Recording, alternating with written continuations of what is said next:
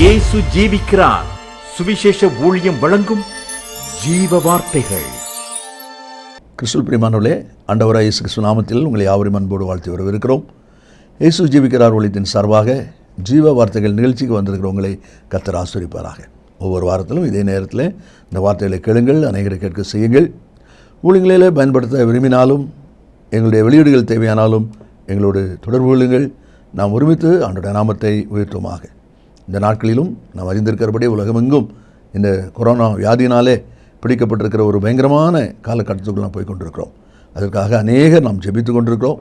ஜெபத்தை கேட்கிறவர் நிச்சயமாகவே அவருடைய சித்தத்தை நம்முடைய வாழ்க்கையில் நிறைவேற்றுவார் என்பதிலே சந்தேகமே இல்லை. இந்த நாளிலும் தேவன் நமக்கு தருகிற வார்த்தையை நான் வாசிக்கிறேன். ஜெபத்துடன் கேளுங்கள். சங்கீதம் 29:11.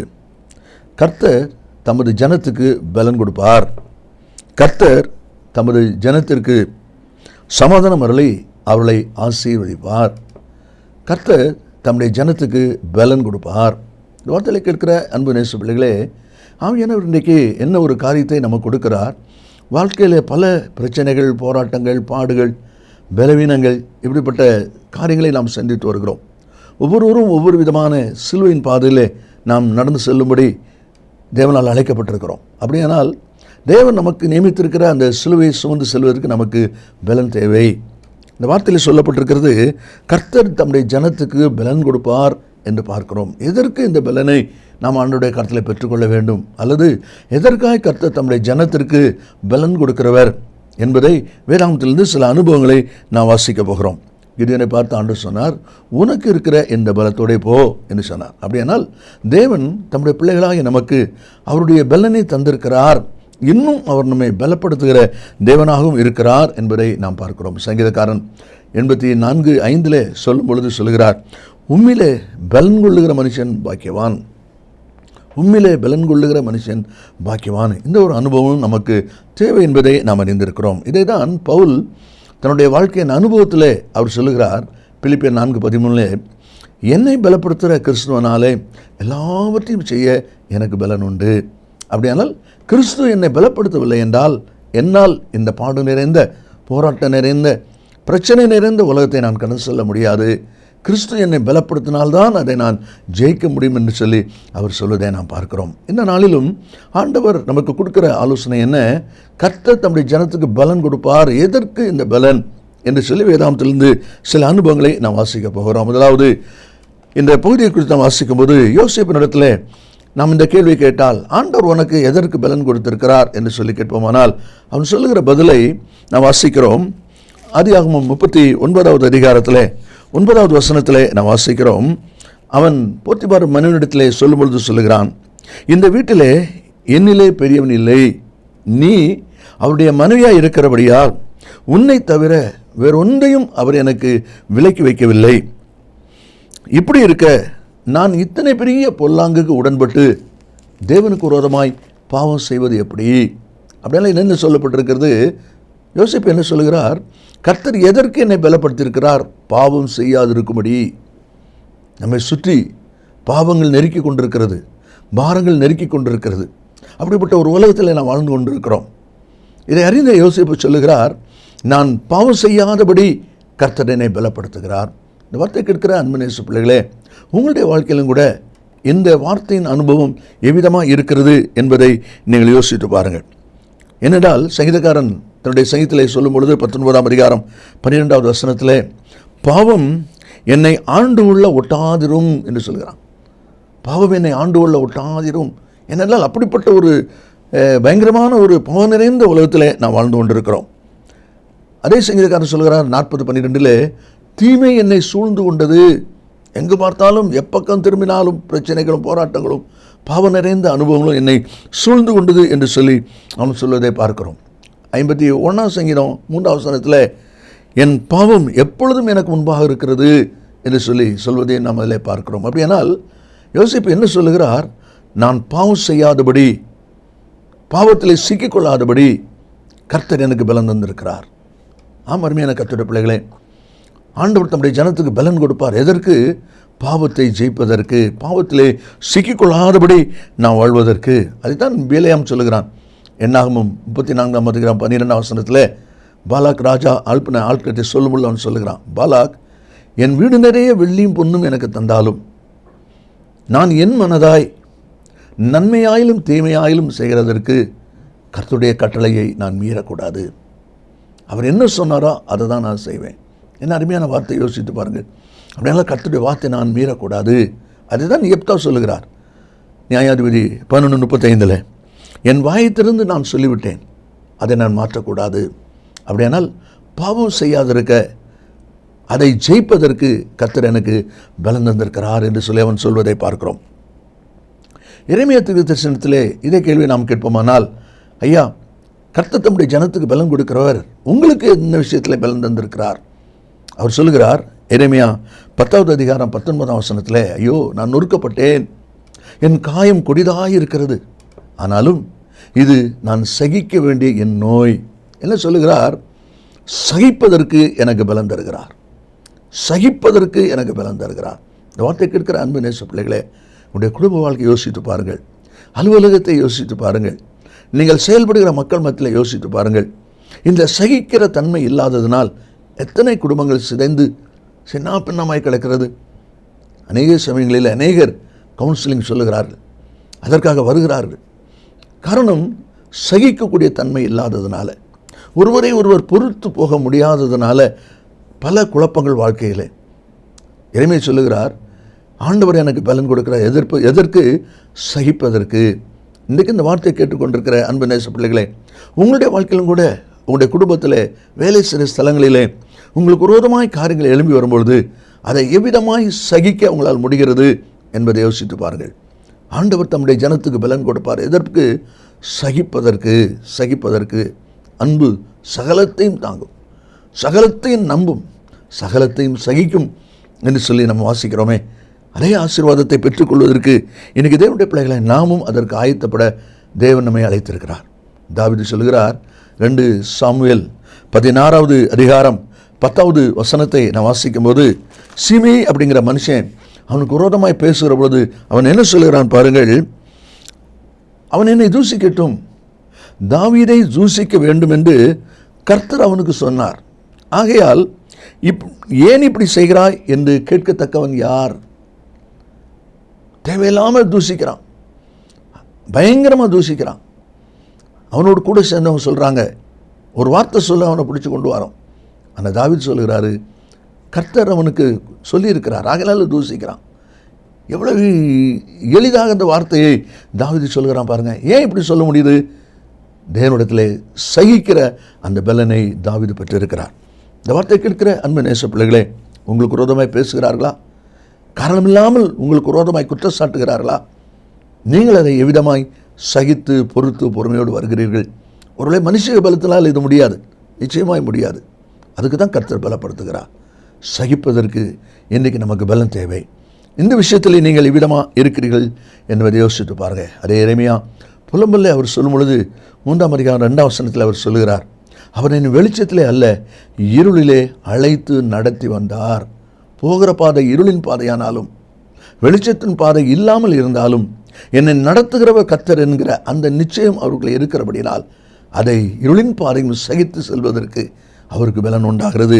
அதை தான் அதில் சொல்வதை நாம் பார்க்கிறோம். சங்கீதம் 66:12 நாம் வாசிப்போமானால், மனுஷரை எங்கள் தலையின் மேல் ஏறி இருக்க பண்ணினீர் என்று சொல்லுகிறான். மனுஷரை எங்கள் தலைமையில் ஏறி இருக்க பண்ணினீர். நம்பினவர்கள், பிரயோஜனமாக இருந்தவர்கள், அனுகூலமாக இருந்தவர்களே நமக்கு விரோதமாக எழும்புகிற ஒரு காலத்துக்குள்ளே நாம் வந்து கொண்டிருக்கிறோம். ஆண்டவர் தம்முடைய ஜனத்துக்கு பலன் கொடுப்பார். எதற்கு?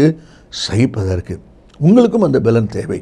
எத்தனை பேர் அந்த பலனை பெற்றுக்கொண்டவர்களாக நீங்கள் செயல்படுகிறீர்கள் என்பதை இந்த நாளிலே நீங்கள் யோசித்து பாருங்கள்.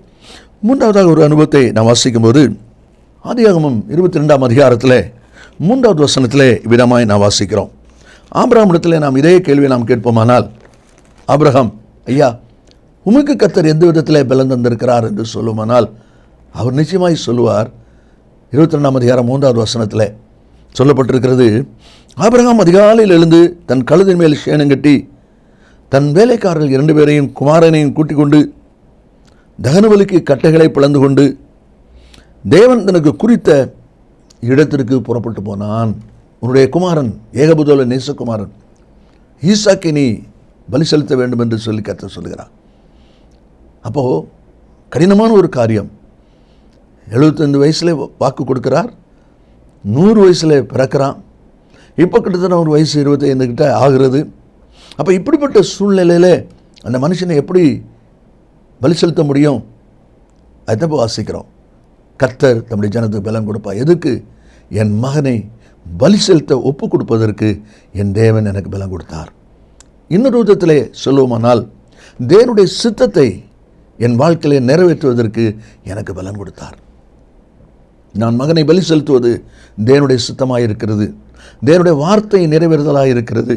அப்படியானால் அதை செய்வதற்கு, அதை நிறைவேற்றுவதற்கு கர்த்தர் எனக்கு பலன் கொடுத்தார் என்று சொல்வதை பார்க்கிறோம். இந்த வார்த்தையில் கேட்கிற அன்பு நேச பிள்ளைகளே, தேவனுடைய சித்தம் செய்யும்படி நாம் ஒவ்வொருவரும் அழைக்கப்பட்டிருக்கிறோம். அவருடைய சித்தம் செய்கிற விஷயத்தில் நாம் யுதமாக இருக்கிறோம் என்பதை யோசித்து பாருங்கள். அதே தான் இங்கே ஆபிரகாம் சொல்கிறார். கர்த்தர் தம்முடைய ஜனத்துக்கு பலன் கொடுப்பா. எதற்கு? தேவனுடைய சித்தத்தை நிறைவேற்றுவதற்கு, மகனை பலியிடுவதற்குரிய ஒரு பலனை கர்த்தர் நம்ம கொடுக்கிறார். மகனை பலியிடுவது என்பது அவ்வளோ எளிதான ஒரு காரியம் அல்ல. அதுதான் நம்ம இதில் வாசிக்கிறோம். மத்தேயு சுவிசேஷம் 1 அதிகாரம் 20வது வசனத்தை நீங்கள் வாசிப்பீர்களானால், யோசேப்பினிடத்திலே தூதன் வந்து சொல்லுகிறான், யோசேப்பே, உன் மனைவியாகிய மரியாளை சேர்த்து கொள்ள ஐயப்படாதே. அவள் கர்ப்பவதி என்று சொன்ன உடனே அவளை ரகசியமாய் தள்ளிவிட யோசனையாக இருந்தான். அந்த நேரத்தில் தூதன் வந்து சொல்லுகிறான், உன் மனைவியை சேர்த்துக்கொள்ள ஐயப்படாதே. மனைவியை சேர்த்துக்கொள்ளணும்னா குடும்பம், இனம், ஜனம், கிராமம் எல்லாத்தையும் விடணும். ஆனால் விட்டான். 24 வசனத்தில் வாசிக்கிறோம், மரியாளை சேர்த்து கொண்டான். எப்படி? தேவன் பலப்படுத்தினார். தேவன் பலப்படுத்தினால்தான் தேவனுடைய சித்தத்தை நாம் செய்ய முடியும். குடும்பத்திலே, ஸ்தலங்களிலே, ஜனத்தின் மத்தியிலே பல எதிர்ப்புகள் நமக்கு உண்டாகலாம். ஆனாலும் தேவ சித்தம் நிறைவேறுவதற்கு நமக்கு தேவனுடைய பலன் தேவை. தேவனுடைய சித்தத்தை நான் நிறைவேற்றினேன் என்று சொல்லி அங்கே அவன் சொல்வதை நாம் அதில் பார்க்கிறோம். தாவீது கோலியாத்தை எதிர்க்க போகும் பொழுது, நீ சிறுவன் உன்னாலே ஆகாது என்று சொல்லி ராஜா சொல்லுகிற பொழுது அவன் சொல்லுகிறான், நான் போய் இந்த பெலிஸ்தனோட யுத்தம் பண்ணுவேன். என்ன ஆச்சரியமான ஒரு வார்த்தை, யோசித்து பாருங்கள். அதுதான் நம்மளை வாசிக்கிறோம். கடைசியாக 1 ராஜாக்கள் 18வது அதிகாரம் 1வது வசனத்தை நான் வாசிக்கும் போது தீர்க்கதரிசியாகிய எலியாவை குறித்து சொல்லப்பட்டிருக்கிறது. எலியாவிடத்தில் இதே கேள்வி நாம் கேட்போமானால், கர்த்தர் தம்முடைய ஜனத்துக்கு பலன் கொடுப்பார் என்று சொல்லப்பட்டிருக்கிறதே, எலியா தீர்க்கதரிசியே, உங்களுடைய வாழ்க்கையில் இன்றைய நெல் சொல்ல போகிறீர் அப்படின்னால் அவன் சொல்லுவான், கர்த்தர் அவனை பார்த்து சொல்லுகிறார், நீ ஆகாபுக்கு உன்னை காண்பி. 2வது வசனத்தில் நான் வாசிக்கிறோம், எலியா ஆகாபுக்கு தன்னை காண்பிக்க போகிறான். யார் இந்த ஆகாப்? எலியா எங்கே கிடைத்தாலும் அவனை கொலை செய்ய வேண்டும் என்று சொல்லி திட்டம் போட்டு கொண்டிருக்கிறான். அப்படிப்பட்ட ஒரு எதிரி அவன். அந்த எதிரிகிட்ட போய் உன்னை காண்பி என்று சொல்லும் போது எப்படி காண்பிக்க முடியும்? மனுஷக பலத்தில் முடியுமா? எது? முடியவே முடியாது. ஆனால் எலியா உடனே காண்பிக்க போனான். காரணம் என்ன? அதுதான் வாசித்தோம். கர்த்தர் தம்முடைய ஜனத்துக்கு பலன் கொடுப்பார். அவன் எதிரி ஆனாலும், ராஜா ஆனாலும், அதிகாரங்கள் கையில் இருந்த போதிலும் கர்த்தர் பலன் கொடுக்கிறபடினால் அவன் போய் தன்னை காண்பித்தான் என்று சொல்லி பார்க்கிறோம். எதிரியாக இருக்கிறவங்க மத்தியிலும் செய்யக்கூடிய அந்த பலன் அப்பொழுதுதான் அவனுக்கு கிடைக்கிறதை பார்க்கிறோம். ஆதியாகமம் 37 அதிகாரம் 13 வசனத்தில் தகப்பன் யாக்கோபு தன்னுடைய மகன் யோசேப்பை அழைத்து, நீ உன் சகோதரரை ஆடுகளை மேய்க்க போயிருக்கிற இடத்துல போய் பார்த்து வா என்று சொல்லி அனுப்புகிறார். அந்த சகோதரர் எப்படிப்பட்டவர்கள்? இவன் மேல் பகைக்கிறவர்கள், இவன் மேல் பொறாமை கொண்டவர்கள், இவனை பார்க்கும்போதே சொப்பனக்கான் வருகிறான், அவனை கொலை செய்வோம் என்று சொல்லி கொண்டிருக்கிறாங்க.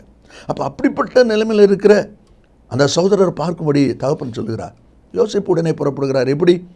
கர்த்தர் பலப்படுத்துகிறார். அதைத்தான் நம்ம அதில் வாசிக்கிறோம். இந்த வார்த்தை கேட்கிற அன்பு நேச பிள்ளைகளே, தேவன் நம்மை பலப்படுத்துவாரானால் நமக்கு விரோதம் பண்ணுகிற, துரோகம் பண்ணுகிற யாராக இருந்தாலும் அவர்களை சந்திப்பதற்கு நமக்கு பலன் உண்டாகும்.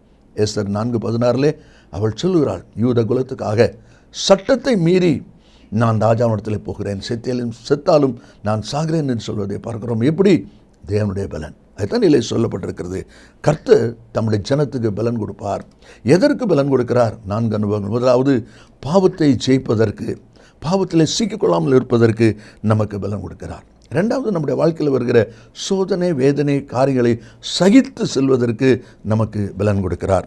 அது மட்டும் இல்லை, 3வது, மகனை பலி செலுத்துவது அவ்வளோ எளிதான காரியம் அல்ல.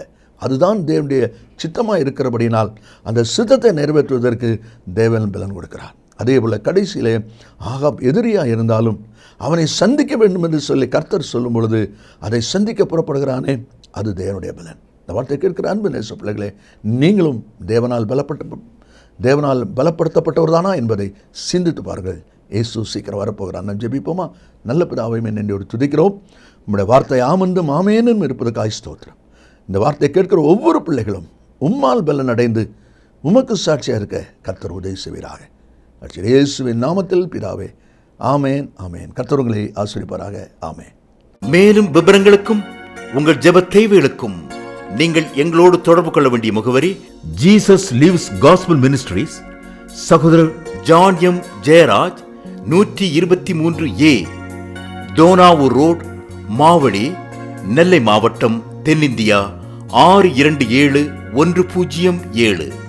செல்போன் 9443113292.